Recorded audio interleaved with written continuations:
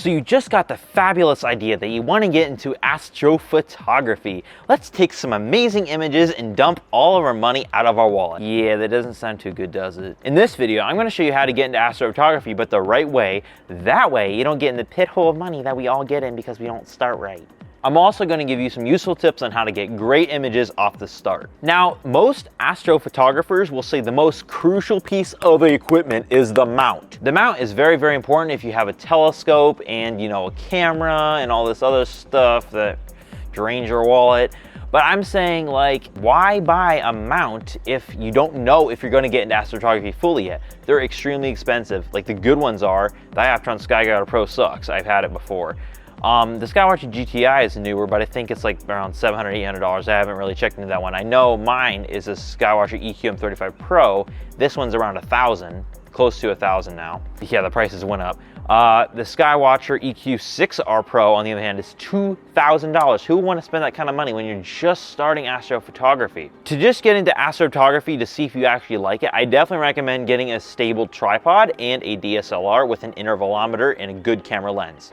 That is all I recommend, and also an SD card. So that would cost you maybe around 1K-ish if you were to get your hands wet. But technically, you can actually go cheaper than that. You can go like $500. And I know Nico Carver has a good video on that, like what he compares the different rigs. But I would definitely recommend not starting with a mount that is $2,000. If you want to get into astrophotography, just go for like a GTI. If you really want to get into mount stuff, go for a Skywatcher GTI.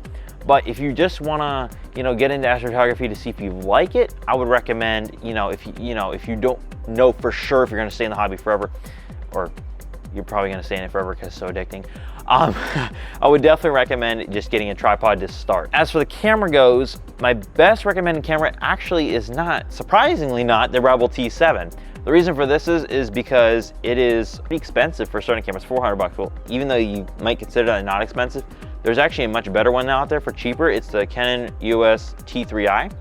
This one is an older camera, but it is a nice camera. I mean, it was I think $1,000 back in the day when it came out. I'm not exactly sure. I used to have it.